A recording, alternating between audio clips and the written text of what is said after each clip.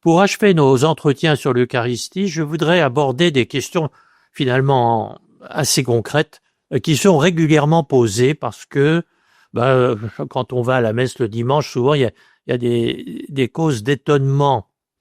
Et on oublie par exemple que il y a encore 40 ou 50 ans, enfin du temps de nos grands-parents, on voyait rien, on n'entendait rien à la messe, alors on posait pas de questions.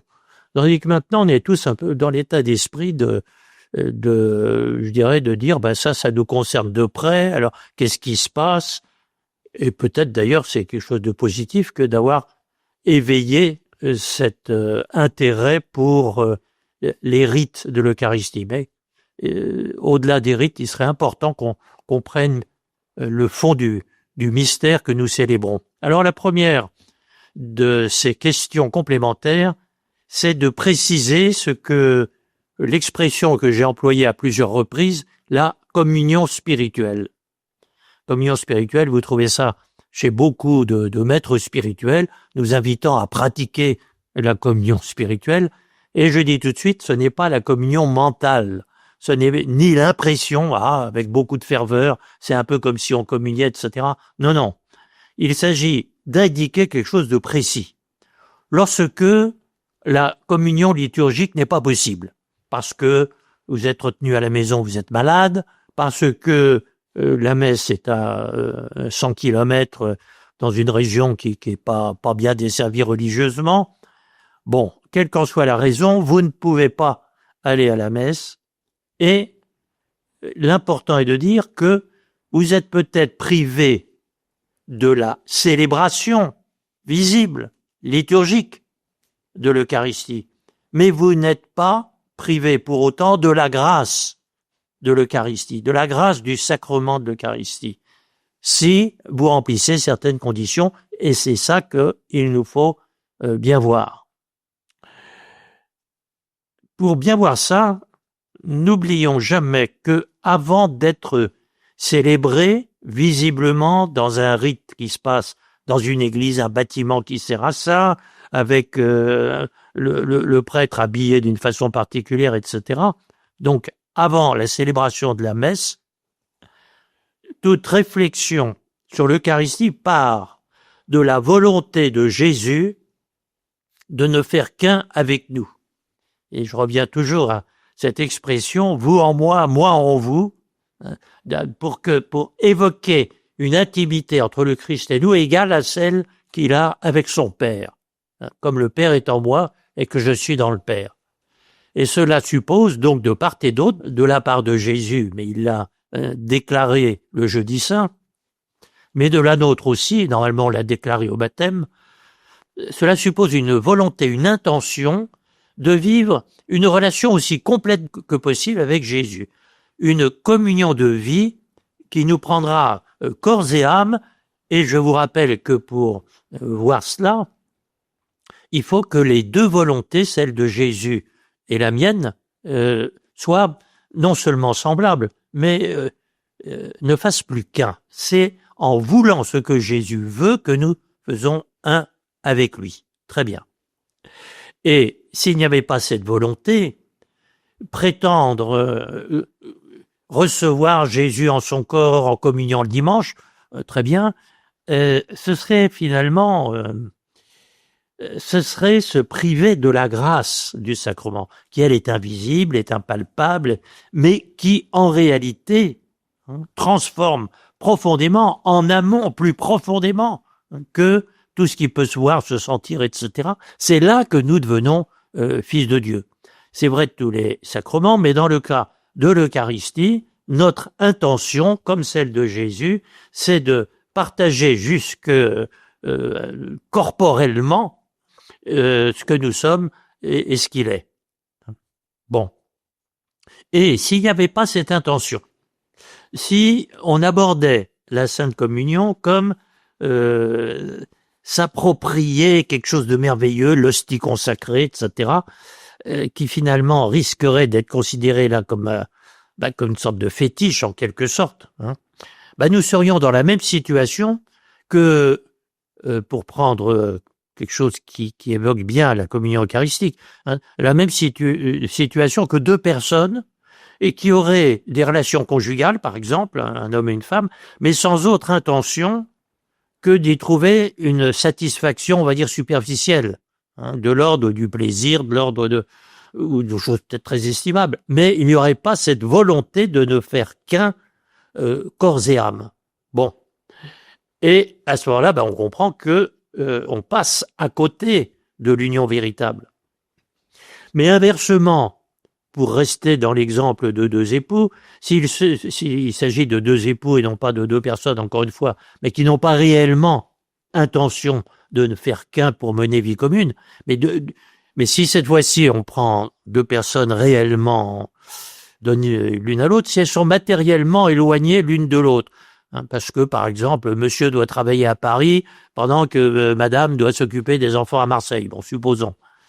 Ces deux personnes n'en sont pas moins unies l'une à l'autre parce que elles concordent, mieux encore, elles ont une volonté, une intention, ce qui est encore plus profond que la volonté. La volonté, il faut encore s'en rendre compte, mais l'intention, elles orientent tout ce qu'elles font, voilà l'intention, dans vouloir contribuer au bien de la famille. Et là, elles ne font qu'un. Et on comprend aussi que si ces deux personnes, l'une dit non, je veux pas travailler à Paris parce que c'est trop loin, etc. Ou inversement, madame abandonnait les enfants, etc. Pour satisfaire au seul plaisir d'être ensemble et éventuellement de vivre des relations conjugales, on sent que ce serait faux, ce serait pas une vraie communion. Bon, alors il faut comprendre comme ça que bien sûr il y a dans la communion spirituelle, c'est-à-dire dans cette intention plus que d'un partage, d'une vie commune avec Jésus, il y a implicitement que ça aille jusqu'au partage des corps. Mais c'est pas toujours possible. Et c'est ce que va nous dire un auteur que nous avons déjà rencontré, Jean Tauler, nous sommes au début du XIVe siècle. Certains ne font que la communion spirituelle sans recevoir le sacrement liturgiquement. Il s'agit des cœurs bons et purs qui désirent communier, mais on ne peut pas leur donner la communion, quelle que soit la raison. Bon. Alors ces personnes-là reçoivent la grâce du sacrement, nous dit Tauler, peut-être mieux que ceux qui reçoivent le corps du Christ liturgiquement. Et la grâce, ils la reçoivent en proportion de leur désir d'union au Christ et de leur disposition. Ce qui nous dit aussi que ce que l'on reçoit dans l'Eucharistie est mesuré par la foi, par la confiance, par l'intention de ne faire qu'un avec Jésus, et que c'est aussi, ça ouvre tout le chapitre qu'on va pas traiter, mais de comment bien communier, on le devine, en voulant une vie chrétienne aussi, j'allais dire chrétienne que possible. Et dans cette intention-là, conclut Tauler, un brave homme peut ainsi communier 100 fois par jour, qu'il soit n'importe où, qu'il soit malade, qu'il soit bien portant. Bon, voilà. Et c'est comme ça, si vous voulez, que nous devons comprendre le rapport entre la grâce du sacrement et la célébration du sacrement. Alors, pas mal d'auteurs disent, on peut se demander s'il vaut encore la peine d'aller à la messe, enfin de pratiquer la communion liturgique. Je dirais exactement comme deux époux, là aussi. Ce n'est pas parce que matériellement ils sont séparés qu'il n'est pas l'intention d'aller jusqu'au bout, quand ce sera possible, de leur communion de vie, y compris conjugalement. Si il dit alors c'est plus la peine qu'on se retrouve jamais parce que par ailleurs lui à Paris, moi à Marseille, on fait ce qu'on peut pour la famille. On sent bien qu'à ce moment-là, il ne s'agit plus d'une communion de vie. Il faut que l'intention porte. On ira aussi loin qu'on le peut dans cette communion de vie, compte tenu des contraintes qui font que ça va pas sur le plan visible aller toujours jusqu'à une communion de vie visible. Mais on voit bien que si la célébration de l'Eucharistie n'est pas toujours possible, l'intention de la célébrer quand ce sera possible fait partie de l'authenticité de de vouloir tout partager avec le Christ. Donc on ne dise pas, ah ben avec ce que vous dites là, il suffit d'y penser très fort, et puis il n'y a plus besoin d'aller à la messe. Ah, pas du tout. Donc la communion spirituelle n'est authentique que dans cette volonté de tout partager avec le Christ. C'est ce que nous dit saint François de Sales. Quand vous ne pourrez pas avoir ce bien de communier liturgiquement à la Sainte Messe, communiez au moins de cœur et d'esprit. Donc, en voulant ce que Jésus veut, et il précise, vous unissant par un ardent désir à cette chair vivifiante du Sauveur. Et ça, c'est possible toute la journée. Et ça, c'est possible même quand on est malade et qu'il ne serait pas prudent de sortir pour aller à la messe, etc.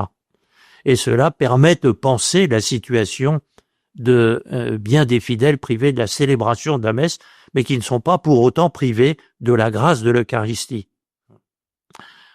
Et c'est pour ça que, dans le cas du malade, si vous pouviez aller à la messe, vous diriez, ah ben oui, j'irai. Ben ça veut dire que vous êtes dans l'intention de ce qu'on célèbre à la messe, donc vous inquiétez pas d'en être écarté par des raisons que vous n'avez pas choisies. Bon. Et j'ajoute une chose. Certains voudraient et ne peuvent pas parce que leur devoir d'État l'empêche, etc., aller plus souvent à la messe, par exemple la messe en semaine. Et il faut pas s'installer dans l'idée, quand on est dans ce cas-là, que donc on est moins eucharistique que les religieux, les religieuses qui professionnellement, de toute façon, font que c'est toujours possible pour eux d'aller à la messe tous les jours. Nous, on est eucharistique, mais un peu moins. Non, vous l'êtes différemment, mais si votre travail vous rejoint loin de la messe de semaine, vous êtes à l'offertoire, un fruit, puisqu'on présente le fruit de la terre et du travail des hommes. Il faut bien que quelqu'un travaille pour que la messe soit possible. Et je dirais, ça nous invite à un regard aussi sur l'activité non liturgique dans la vie chrétienne, notamment le travail, à la maison ou à l'atelier ou au bureau. C'est pas en attendant la messe, c'est l'offertoire de la messe. Et le prêtre pourrait pas consacrer si vous ne pouviez pas offrir. C'est très important parce que sinon on s'embarque vers des vies spirituelles à deux vitesses. Il y a les bons, les moines, les bonnes sœurs, etc. Et puis il y a ceux qui sont qu'à moitié chrétiens parce que c'est ce que vous voulez, par ailleurs ils ont du travail. Mais non, vous participez. Quand je vois un tracteur qui est dans un champ qui est en train de labourer pour faire du blé, etc., je pense souvent, il prépare la messe. C'est déjà la messe. Alors peut-être qu'il n'ira pas jusqu'au bout, on peut le regretter. Mais je veux dire, le jour où il faudra lui expliquer la vie chrétienne, il faudra lui dire, attention, ça commence pas le dimanche matin, ça commence quand vous êtes sur votre tracteur. Et là, c'est déjà la messe qui commence.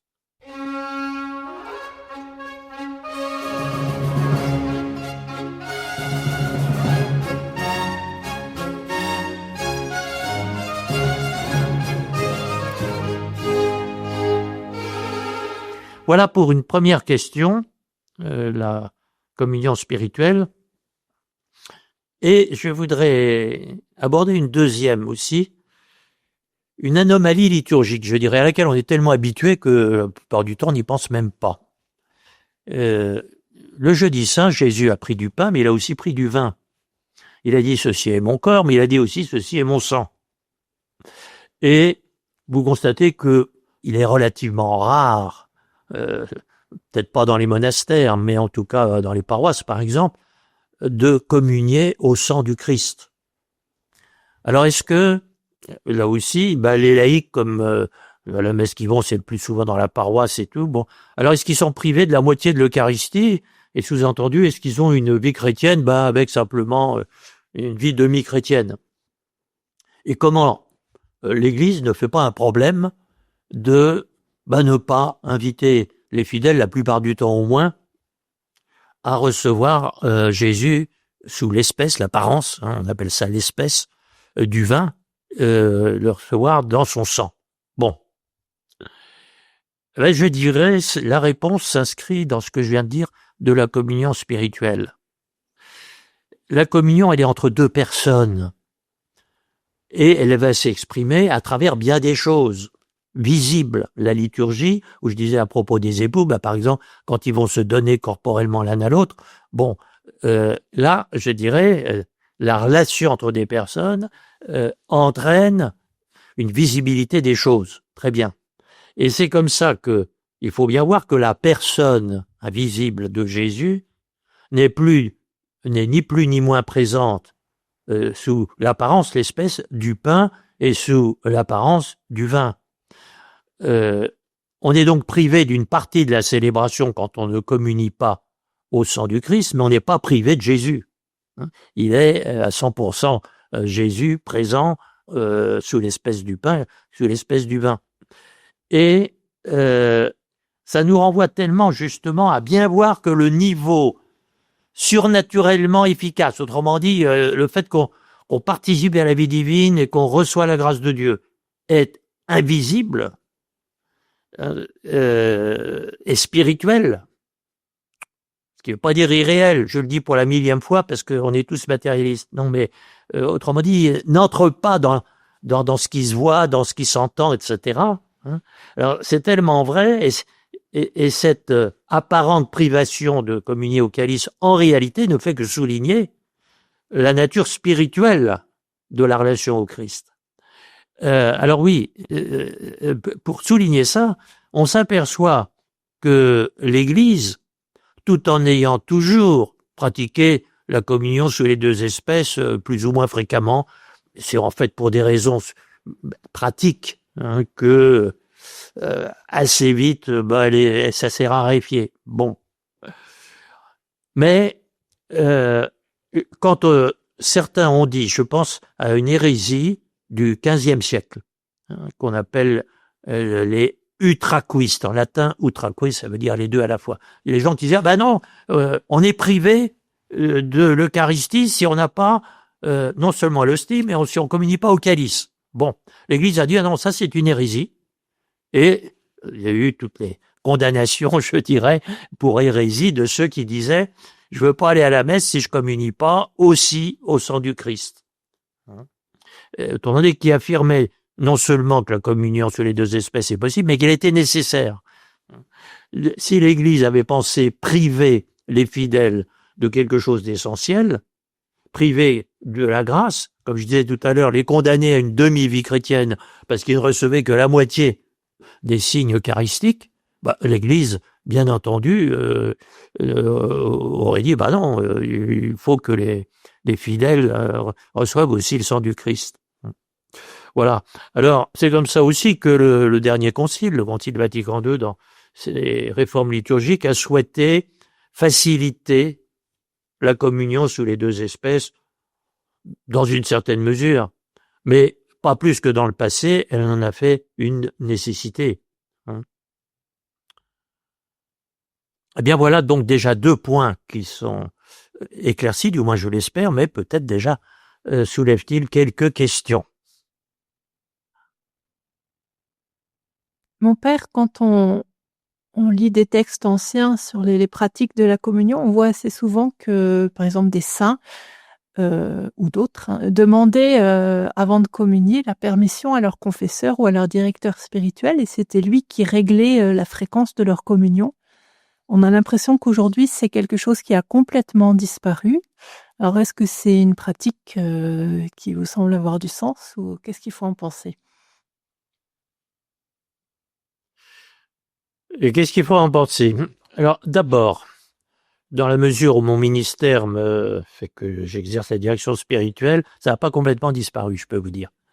Mais il y a 2 choses en réalité à considérer. La première, c'est ce que dans un précédent entretien je rappelais, on se comporte en invité. Donc il faut que quelqu'un vous invite. Un pasteur qui, au nom de l'Église et donc au nom du Christ, vous dit « Venez communier ».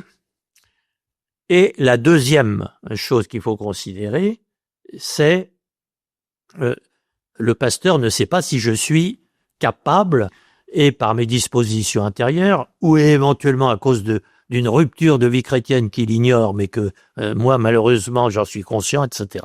Bon, donc il y a 2 points de vue. Il y a le point de vue que, en effet, et on va dire jusque les années du pape Saint Pie X, vers les années 1900, il y avait un aspect soyez invités et l'autorité pas de la police, mais je dirais du pasteur, qui vous invite au nom du Christ, était quelque chose d'important, qui fait qu'en effet, vous voyez, dans les communautés religieuses, il y avait des règles pour communier ou ne pas communier, indépendamment de la façon dont subjectivement vous vous en estimiez capable ou pas capable. Et la deuxième chose, c'est justement cette question subjective. Est-ce que vous dites c'est à moi seul d'en juger? Non, la pratique multiséculaire de l'Église, il y a non seulement l'invitation de l'Église, mais il y a évaluer ma capacité à recevoir un sacrement et me faire aider pour le discerner par un directeur spirituel ou un confesseur, etc. Ça fait partie aussi des choses dont il faut tenir compte. Le résultat, c'est quoi? C'est que on s'aperçoit que il y a, pendant les premiers siècles, tout le monde communiait, je dirais, à partir du moment où il n'était pas en rupture de vie chrétienne. Tout le monde, y compris les enfants, les petits-enfants, on en parlera dans un autre entretien. Ensuite, il y a une raréfaction à partir du Xe siècle et qui aboutit à ce que nos arrière-grands-parents commençaient pas à communier avant 13 ou 14 ans et ils communiaient une fois par an parce que depuis le concile du Latran au XIIIe siècle, au moins une fois par an, et pour beaucoup c'était la seule fois. Bon. Donc vous voyez les deux aspects.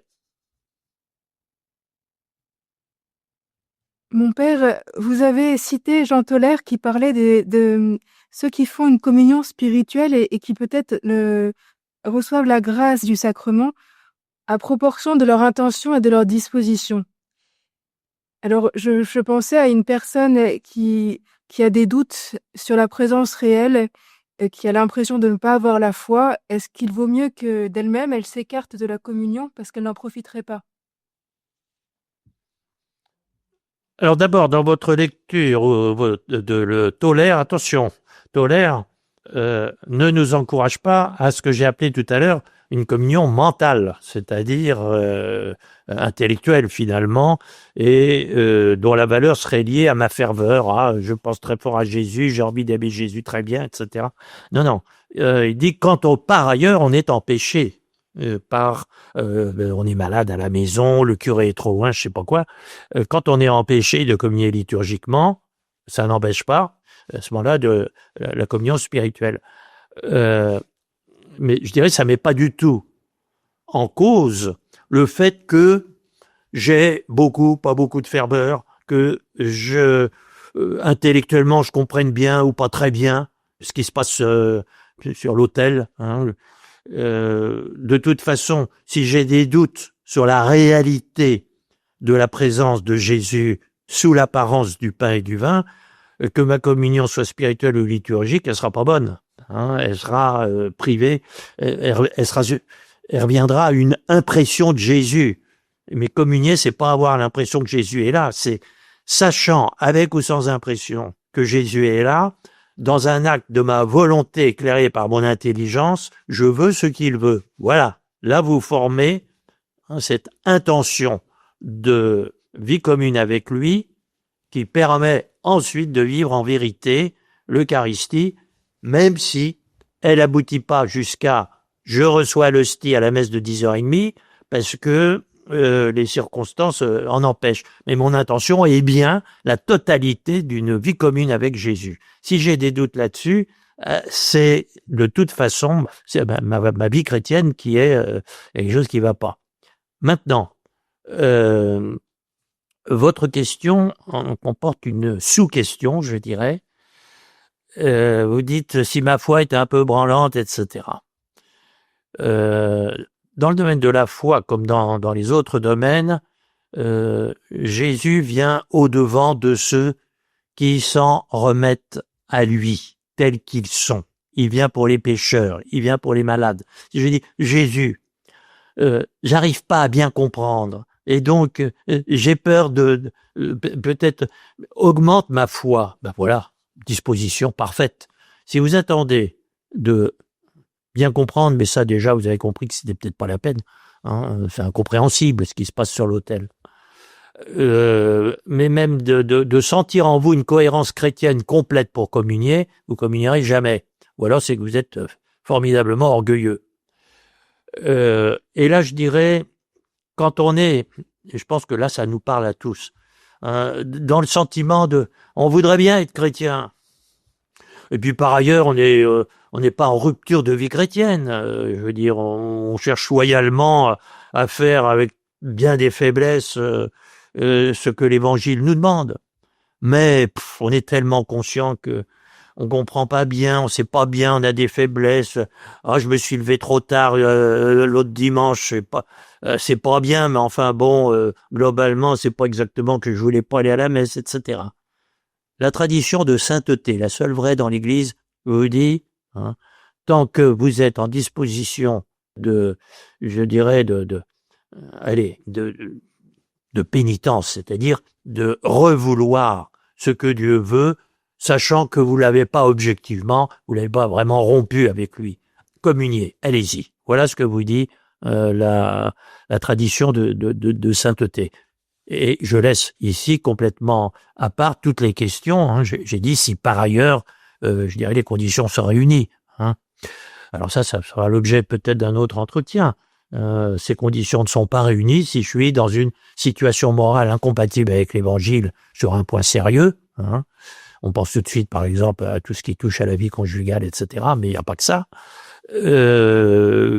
Ou tout simplement, je dirais, il y a des circonstances liturgiques aussi qui font qu'il y a des périodes, des moments, des jours, des heures où c'est pas possible de recevoir la communion, quand bien même intérieurement, il y aurait cette volonté de un peu branlante, mais volonté quand même de vie chrétienne.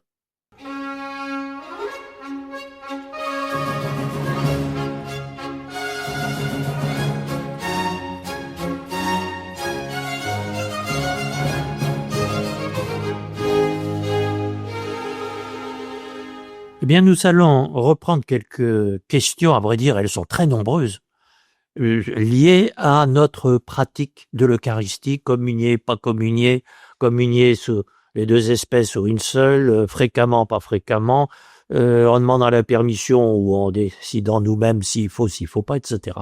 Alors, une troisième question, enfin une nouvelle question, est celle-ci. Tout simplement, pourquoi Jésus a-t-il choisi ce geste, manger et boire, pour célébrer la communion de vie avec nous?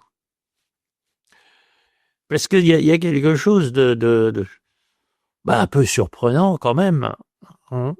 À ma connaissance, bien des religions connaissent des repas sacrés, mais dans ces religions, on va manger avec la divinité, mais nous, c'est pas ça. On va manger la divinité elle-même. Enfin, Jésus, en tout cas, fils de Dieu.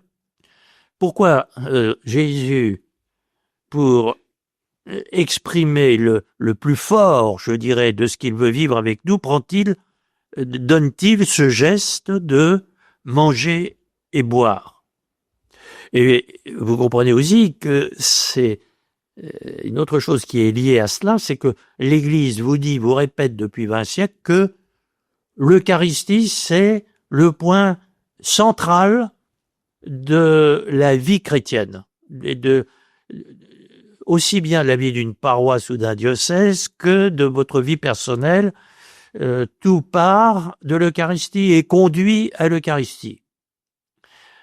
En quelque sorte, toute notre vie chrétienne, avec ses différents sacrements, confirmation, pénitence, sacrement des malades, mariage, en fait est tendue entre le baptême et l'Eucharistie.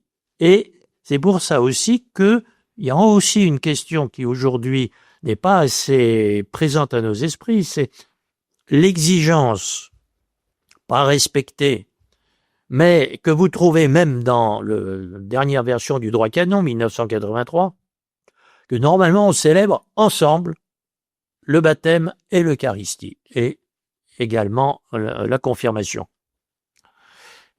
Bon, pourquoi ce geste et pourquoi est-il le plus fondamental dans la pratique chrétienne?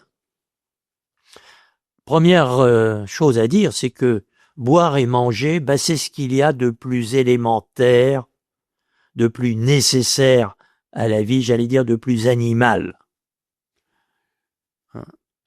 En même temps que la façon dont on va boire et manger, c'est ce qui, je dirais, est de plus déterminant dans une culture. Quand vous analysez, par exemple, l'Empire romain, vous apercevez que là où l'Empire romain a pénétré, on préparait les aliments d'une façon qui, dans tout ce qui est du monde germanique pas encore atteint par les Romains, c'était complètement différent. C'est comme ça, par exemple, que on vous explique que la tradition britannique, dans ce cas-là, qui était où les Romains sont pas allés jusque-là, en traversant la Manche, on fait bouillir la viande, et puis si vous allez du côté méditerranéen, romain, etc., non, on l'a fait, c'est plutôt rôti, etc. Bon, vous apercevez que ce qui touche à l'alimentation touche vraiment au b.a.-ba de la façon de vivre. Et vous touchez là quelque chose qui exige le mystère de l'incarnation. Jésus a pas dit vous prendrez de l'eau bénite et puis vous prendrez la douche avec de l'eau bénite. Ça dirait beaucoup moins que vous me mangerez. Et on a déjà eu l'occasion de dire dans nos entretiens, regardez ce que un petit enfant qui se jette dans les bras de sa maman et une déclaration d'amour de sa maman, ça dire je vais te manger. Je veux dire, ça parle très vite, très bien. Manger et boire, en effet, c'est beaucoup plus qu'un rapprochement. C'est pas superficiel. Prendre la douche avec de l'eau bénite ou même dans une piscine à Lourdes on vous plonge, ça reste superficiel. Là, on n'est pas dans l'ordre du nettoyage, du rapprochement, et même deux époux qui se donnent physiquement l'un à l'autre, ça reste un rapprochement. Bon, mais se nourrir, c'est littéralement absorber ce que l'on mange et boit, c'est être transformé en ce que l'on mange et en ce que l'on boit. Des petits enfants qui vont faire leur première communion, souvent je leur dis quand tu prends un morceau de viande là, voilà, au déjeuner et tout, est-ce que c'est toi qui deviens la viande ou c'est la viande qui devient toi? Les deux, oui, voilà. Alors attention, je suis pas en train de dire que dans l'Eucharistie il y a une transformation physique en Jésus, mais je dis que le geste choisi par Jésus pour indiquer une communion spirituelle est un geste d'une richesse unique et qui s'approche beaucoup de ce que le mystère central du christianisme nous dit, c'est-à-dire Dieu fait homme, le Verbe fait chair, vous entendez, Donc là, il y a quelque chose d'une richesse, je dirais, qui me semble liée à l'essence même de la vie chrétienne. Se nourrir, c'est assimiler, être assimilé. Je le redis, là, ça reste de l'ordre d'un signe, parce que l'assimilation à Jésus, elle est spirituelle.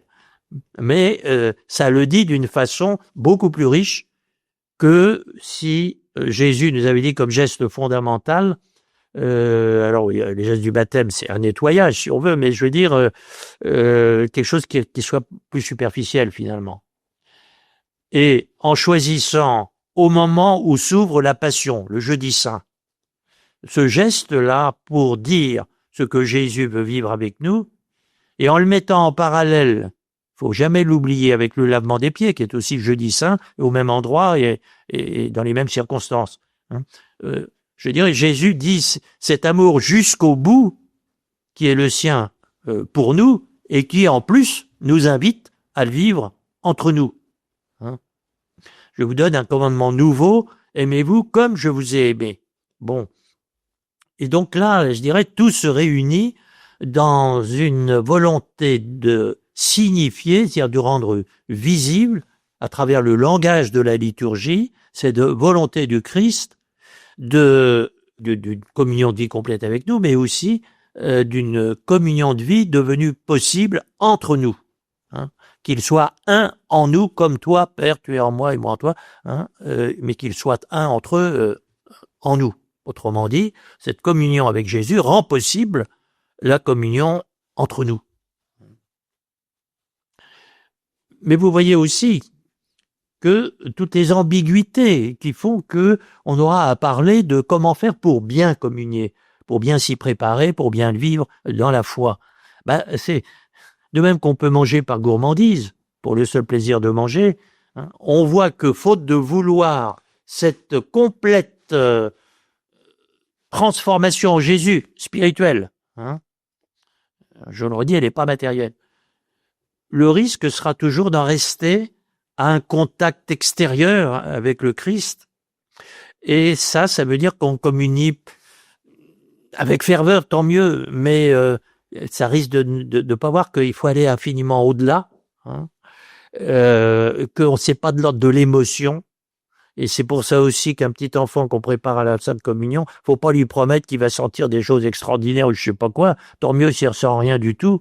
Hein, il est là en sachant que Jésus se donne à lui. C'est beaucoup plus que de ressentir que c'est très agréable, je sais pas quoi, d'autant qu'il n'y a rien à sentir. Hein. Et c'est comme ça aussi qu'on retrouve ce que nous avons dit dans notre précédent entretien sur la communion spirituelle. Si cette communion spirituelle, cette volonté complète de vie commune avec Jésus n'est pas là, la communion liturgique, même si il y a de fortes odeurs d'encens et d'une très belle cérémonie, etc., ça portera aucun fruit. Hein. La pratique des sacrements ne vaut que dans un don inconditionnel de nous-mêmes au Christ, dans des circonstances différentes selon les sacrements, mais c'est toujours cette vie commune avec lui qui donne sa valeur à ce qui ensuite va être traduit dans des gestes qui vont la signifier et qui vont être l'entrée de notre humanité dans cette communion à la vie divine. Et c'est le mystère de l'incarnation qui continue, et on devine que c'est comme ça qu'il faut penser aussi que l'Église se forme dans l'Eucharistie. Et c'est là toute l'importance de la question par laquelle j'ai ouvert nos entretiens sur l'Eucharistie. Qu'est-ce qui se passe sur l'autel? Qu'est-ce qu'il y a sur l'autel le dimanche à la messe? Il n'y a pas quelque chose même de miraculeux, mais quelqu'un dont la présence corporelle, c'est quelqu'un, mais c'est pas l'idée de quelqu'un, c'est quelqu'un qui vient corporellement là. Bon, eh bien, ça rend possible la rencontre effective de deux personnes, du Christ et de moi-même, hein, pour vivre en une communion aussi complète que possible et exprimée par ce geste très très riche de manger et de boire, mais qui reste une signification de quelque chose qui ne sera complètement réalisé que dans l'au-delà, c'est-à-dire lorsque le Christ aura tout en tous, mais c'est-à-dire lorsque j'aurai fini de ressusciter moi aussi et que je serai moi-même dans la condition divine. Hein. Alors, je conclus cela encore avec Jean Tolaire. Hein. Nous sommes donc au début du XIVe siècle. Nous mangeons notre Dieu, dit-il dans un sermon sur l'Eucharistie. Nous mangeons notre Dieu. Or, il n'y a point de chose matérielle qui soit aussi proche et aussi intime à l'homme que ce qu'il boit et ce qu'il mange. Et c'est précisément pour cela, c'est pour s'unir à nous de la façon la plus proche et la plus intime que Jésus a trouvé ce merveilleux procédé, qu'il a pris du pain et voilà. Notre Seigneur a pu dire à saint Augustin, cité par Jean Tolaire, « Ce n'est pas moi qui suis changé en toi, c'est toi qui es changé en moi. » Et puis il cite aussi saint Bernard, « Quand nous mangeons Dieu, c'est nous qui sommes mangés par lui. » Alors c'est vrai spirituellement, mais c'est signifié par ce geste extrêmement riche de manger et de boire.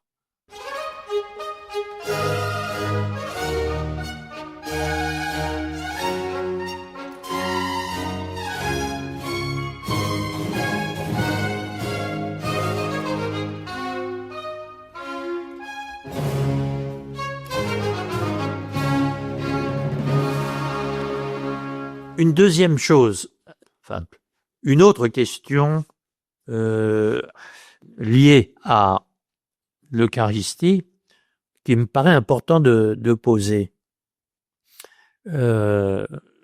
J'ai déjà mentionné que pendant des siècles, il n'y avait aucun problème à ce que les petits-enfants, baptisés bien sûr, mais les petits-enfants, même dormant dans les bras de leur maman, puissent communier. Et puis on a vu des siècles où il faut attendre qu'on ait 12 ans, 13 ans, 14 ans. Et puis, depuis le début du XXe siècle, et le pape Pie dit, non, il faut que les enfants, même jeunes, communient. Pas tous, cependant, il faut que ils se rendent compte de ce qu'ils font. Bon. Alors, au-delà des enfants, il y a aussi des tas de personnes qui sont psychologiquement, je dirais, un peu des enfants quand même. Vous avez le grand malade qui sait plus très bien est-ce qu'il faut ne pas lui donner la Sainte Communion, s'il est par ailleurs capable de l'absorber, etc. Mais parce que la maladie l'empêche de bien s'apercevoir de ce qui se passe, etc. Et puis, je dirais, il y a aussi les personnes qui, pour tel ou tel handicap et tout, puis tout simplement, on n'est pas du tout en forme, on pense à complètement autre chose, même si on essaye de s'appliquer, etc. Bref, est-ce qu'il faut se rendre compte vraiment bien de ce qu'on fait pour communier? Voilà la question qui est sous-jacente à celle de l'âge à partir duquel on invite les petits à communier. Bon. L'histoire de l'Église est toujours très éclairante, et c'est comme ça qu'on s'aperçoit que dans l'Antiquité, les petits-enfants communiaient dès qu'ils étaient baptisés, sous l'espèce du vin, parce qu'un bébé n'est pas capable de nourriture solide, c'est-à-dire que concrètement, le célébrant du baptême trempait son doigt dans le précieux sang et le donnait mettait dans la bouche du petit. Et aujourd'hui, dans les églises d'Orient, on continue à faire comme ça. Et ça pose une autre question, on va pas la traiter aujourd'hui, c'est que maintenant on dissocie les 3 sacrements qu'on appelle d'initiation chrétienne. Baptême, confirmation, Eucharistie. Alors si vous allez voir dans le droit canon, d'abord il faudrait pas les dissocier, ensuite il faudrait les célébrer dans cet ordre-là, alors que communément aujourd'hui, on est confirmé que bien après avoir commencé à communier, mais ça veut dire que l'Église, devant ce genre de questions, à quel âge, dans quelles circonstances, dans quel ordre faut-il célébrer les sacrements, l'Église a beaucoup plus considéré la demande de Dieu, je dirais, que la réponse de l'homme. Je m'explique.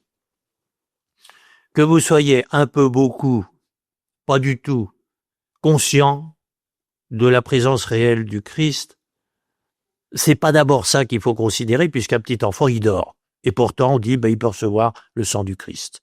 Bien. Donc, l'Église dit, attention, un sacrement, revenez toujours à ce par quoi on a commencé, c'est Jésus qui vous demande. C'est pas vous qui allez le chercher. Et c'est Jésus qui communie avant que ce soit vous. Et c'est pour ça que, vous vous rappelez un texte du Père de Condrin dans un précédent entretien, ne privez pas Jésus de votre humanité. Bon, ça c'est la première chose. Ensuite, que l'Église, je dirais, ait vécu avec une incroyable élasticité la pratique des sacrements. Bon, il y a toujours eu que 7 sacrements. On a fini d'en prendre conscience au Moyen-Âge, mais en fait, c'est le Concile de Trente qui a dit il y en a 7, il n'y en a pas 6, il n'y en a pas 8. Il y a 7 sacrements, ça a toujours été comme ça, ce sera toujours comme ça. Mais bon, l'Église, malgré tout, sur les circonstances dans lesquelles les célébrer, d'une élasticité incroyable. Et n'oublions jamais aussi que l'Église, c'est l'Église d'Orient avec des façons de faire notablement différentes. C'est pas seulement l'Église d'Occident, même si c'est toujours 7 sacrements, et si la structure sacramentelle et je dirais, l'architecture de la liturgie, bien entendu, et c'est toute l'Église, et là, il n'y a pas de vraie différence. Bon. Mais ça nous dit aussi que face à bien des questions actuelles, il faut être conscient de cette souplesse de l'Église, qui veut pas n'importe quoi, mais qui veut des choses qui prennent des formes finalement, historiquement, qui ont bien varié. Bon. Mais justement, donc, qu'est-ce que l'Église a considéré comme essentiel? Eh bien, on est en train de dire, avec la question de la communion éventuelle des petits-enfants, que l'essentiel pour être capable de communier, c'est d'être dans l'intention du baptême, de vouloir authentiquement et aussi complètement que on l'a professé au baptême, vouloir ce que Dieu veut, ce que Jésus-Christ veut. Et que quand on est un petit enfant dormant dans les bras de sa mère, on reste dans cette intention baptismale, on est capable de communier. La conscience qu'on peut en avoir, je vous dis, l'Église, finalement, aujourd'hui, elle vous dit, l'enfant doit se rendre compte que ce n'est pas une nourriture ordinaire que l'on reçoit quand on communie. Ça, c'est Jean-Paul II qui a fini de dire ce qu'a commencé à dire Saint Pie X. Mais même ça, quand vous regardez le détail de ce que l'Église prescrit, même aujourd'hui, là, dans l'Église latine, un petit enfant, de 4 ans, un petit enfant de 4 ans, distinguer une nourriture ordinaire, ou même de 3 ans, et Eucharistie, dans sa tête, je crois que c'est pas possible. Mais s'il est en danger de mort et tout, je le confirme immédiatement et je lui donne immédiatement la Sainte Communion. L'Église dit aujourd'hui, oui, il faut faire comme ça. Simplement, ça souligne une chose très importante pour ce qu'on aura à dire sur nos propres dispositions. Est-ce que je suis capable ou pas capable de communier aujourd'hui, par exemple? Bon, c'est pas l'analyse qu'on peut faire de ce qui est en train de se passer. Un tout petit enfant ne saurait pas, je dirais, même au sens de la discipline actuelle de l'Église, distinguer entre nourriture ordinaire et puis ce qu'on lui donne sous forme d'une hostie, fût-elle consacrée. Bon. Mais de la même façon, il est incapable à ce niveau-là de prise de conscience de distinguer entre sa mère et quelqu'un d'autre. Et pourtant, il sait très bien que sa maman, c'est sa maman, et que si on met la voisine à la place, il saura bien que c'est pas maman. Donc, le critère pour dire on reçoit authentiquement le sacrement, ce n'est pas que on puisse définir ce qui se passe sur l'autel.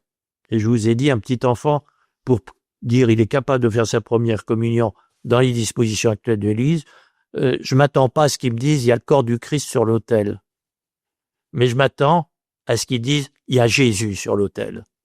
Exactement comme un petit enfant reconnaît son papa ou sa maman tout en étant incapable de dire ce que c'est qu'être père ou mère. Et c'est comme ça, je dirais que aussi, faut pas hésiter quand il y a des gens qui sont des fidèles, qui sont petits enfants, pas seulement par l'âge, mais par les capacités d'analyse, de formation, etc.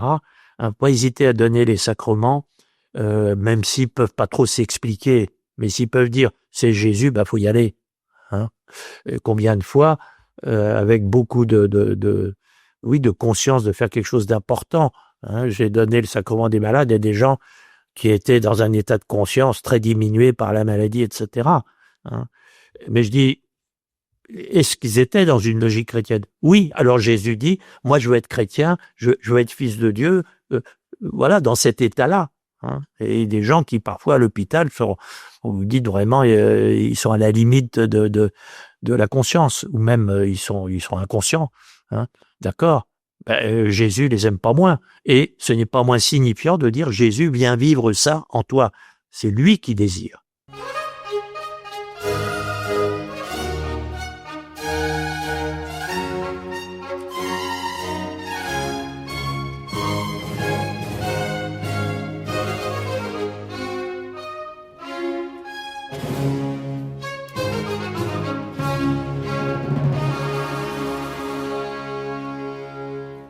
Mon père, vous parliez donc de manger Jésus, manger Dieu. Certains vont dire que la religion catholique, en ce sens, c'est des relents de cannibalisme. Que répondriez-vous à cela? Alors, tout simplement, vous voyez dans l'Évangile, dans le discours sur le pain de vie, dans l'Évangile de Saint Jean, donc qui annonce ce que Jésus va faire le jeudi saint, en effet, on dit à Jésus, il nous donne sa chair à manger. Et il semble que c'était reçu au premier degré, c'est-à-dire à quelque chose de saignant on peut pas comprendre, parce qu'en même temps on se doute, ça peut pas être ça qu'il veut dire, parce que il y a une espèce de répugnance instinctive à ce que ça soit ça. Bon, ça veut pas dire d'ailleurs qu'il n'y ait pas des liens entre certaines formes de consommer de la chair humaine et certaines religions, mais là en tout cas dans le contexte biblique et chrétien, pas du tout, bien sûr. Mais donne sa chair à manger. C'est là où je redis le réel.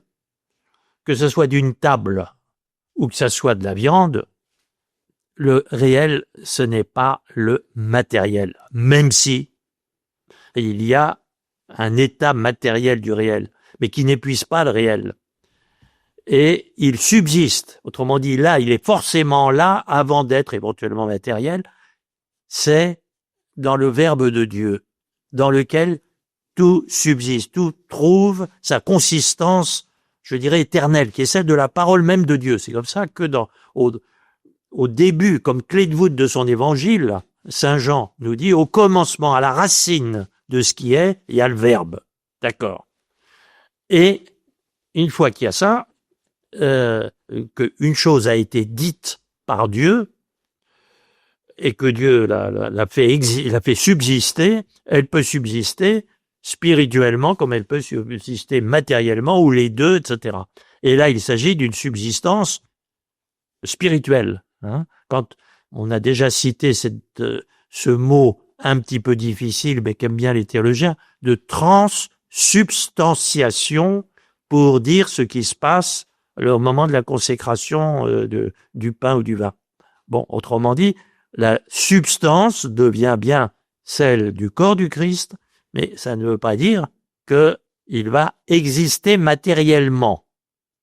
Mais substantiellement, c'est bien lui, sous l'apparence du pain. Bon, donc, il n'y a pas de cannibalisme possible, enfin même, je dirais, parce que là, ça ne joue pas du tout le même rôle que quand vous prétendez manger de la viande ou je sais pas quoi. Bon. Mais assez facilement, et c'est toujours notre matérialisme hérité d'Adam et Ève et accentué à l'heure actuelle où la matière des choses nous occupe beaucoup plus que ce qu'elles sont en substance. Même spontanément, on a une sorte d'approche qui fait que, par exemple, j'ai souvent entendu des enfants demander pourquoi, non pas pour le corps du Christ, mais pour le sang du Christ, vous prenez pas du vin rouge, parce que le sang c'est rouge. Donc, ça semble à première vue plus favorable. Non, je dirais, quelle que soit la couleur, de toute façon, on ne prétend pas matériellement que ça soit ni de la viande, ni quelque chose de saignant. Et c'est une transformation spirituelle, mais réelle. Et toute la difficulté, évidemment, c'est que nous confondons un peu facilement réel et matériel. Mais non. Le matériel n'épuise pas du tout la réalité. Donc, voilà comment, si vous voulez, il faut bien voir que subsiste Jésus corporellement dans l'Eucharistie. Mais qu'est-ce que c'est sur l'autel? La question est mal posée. Parce que je ne suis pas au niveau de ce que la physique et même la métaphysique peuvent me dire. Et là, il faut accepter cette phrase merveilleuse de saint Thomas pour la liturgie de l'Eucharistie. Ubi sensus deficit, là où, par les ressources de notre psychologie, de notre fonctionnement psychique, etc., il y a déficience. On peut pas, il n'y a pas à chercher à comprendre. Sola fides sufficit. La foi me suffit pour que je sache ce que je suis en train de faire. Père, est-ce que vous pouvez nous dire que penser des miracles eucharistiques? Par exemple, Bolzano. Alors, quoi penser quand à Bolzano, par exemple, ou à Orvieto, je crois, On vous présente un corporel, on dit regardez une hostie qui a saigné là, et on en voit la trace. Ou on vous dit il y a eu des incroyants qui et pour les obliger à croire que c'était bien le Christ qui était là, on perce une hostie, elle saigne. Ou bon, des miracles de ce genre, c'est assez répandu. Quoi en penser? Comme toujours, qu'est-ce qu'en dit l'Église? Et je constate que l'Église croit aux miracles, pas seulement eucharistiques.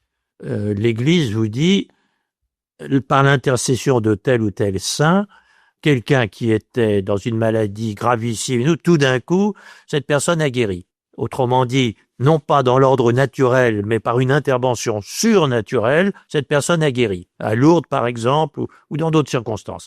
À tel point d'ailleurs que s'il n'y a pas de miracle, on ne peut pas déclarer certainement saint quelqu'un au terme d'un procès de canonisation. Bon, donc les miracles, ça existe. Ensuite, l'Église non seulement prend d'extrêmes précautions avant de déclarer il y a miracle, mais elle ne fait jamais de votre adhésion à tel ou tel miracle une condition pour dire vous êtes un bon ou vous n'êtes pas un bon chrétien. Elle dit pour moi c'est suffisant pour que je déclare par exemple la sainteté de saint François d'Assise ou d'autres saints, même modernes, hein. Mais l'Église vous dit ce n'est pas ça, c'est un signe aussi de la sainteté, ce n'est pas un fondement de la sainteté. Et c'est comme ça que les miracles eucharistiques, si vous dites oh mais moi je crois qu'un jour on va trouver une explication naturelle, et que c'est pas que tout d'un coup, avec rupture de l'ordre naturel des choses, que par exemple le visage du Christ, puisqu'on prétend à certains miracles eucharistiques de ce genre-là, c'est pas de façon surnaturelle que c'est révélé, imprimé le visage du Christ sur des linges d'autel, par exemple, ou a fortiori un miracle, ou en tout cas quelque chose qui est impressionnant et qui déplace les foules. Le Saint-Suaire de Turin, est-ce que c'est l'empreinte du Christ? Est-ce qu'il y a eu miracle pour imprimer on va dire les contours et la trace du corps du Christ? Jamais l'Église vous dira, si vous n'y croyez pas, si vous dites un jour on va trouver une explication naturelle, c'est que vous n'êtes pas un vrai chrétien. Bon. En ayant dit ça, j'ai dit à vous de voir maintenant. Et l'Église dit, mais si ça vous aide à croire, et non pas si ça vous évite de croire, c'est un miracle, donc il n'y a plus rien à comprendre. Non, c'est un miracle, donc ça indique quelque chose.